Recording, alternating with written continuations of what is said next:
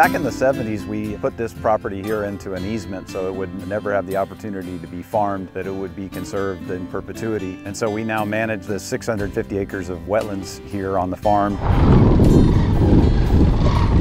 To understand, the diversity of life that we're helping support is really rewarding. And oftentimes, it's the place where I come to kind of clear my head and, see a beautiful sunrise or sunset and enjoy just the amazing nature that we have here in the valley.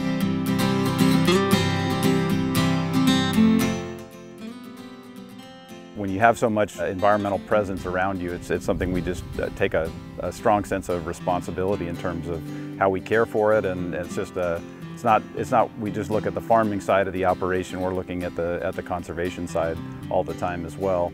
We make big investments in how we grow our crops. I thought it was only appropriate that we would treat our riparian and habitat areas with the same level of concern and care, and so we've really stepped up our efforts across the farm.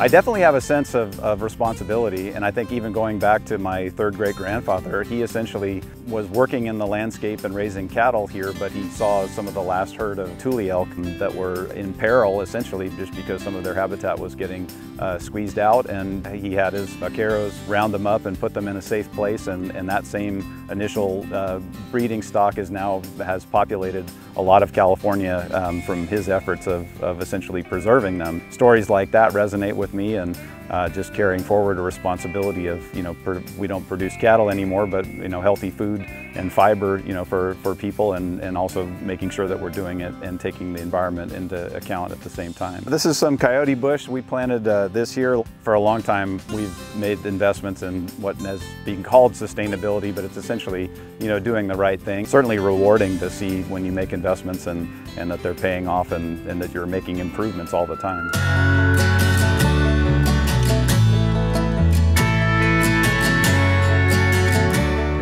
If there's ways we can highlight what we're doing, and it can be helpful to other growers, see that there's pathways to, not only being great, food and fiber producers, but you can also do, habitat enhancements and, add those values in as well. Again, it's an honor to be able to produce food in California and do it in a really sustainable way.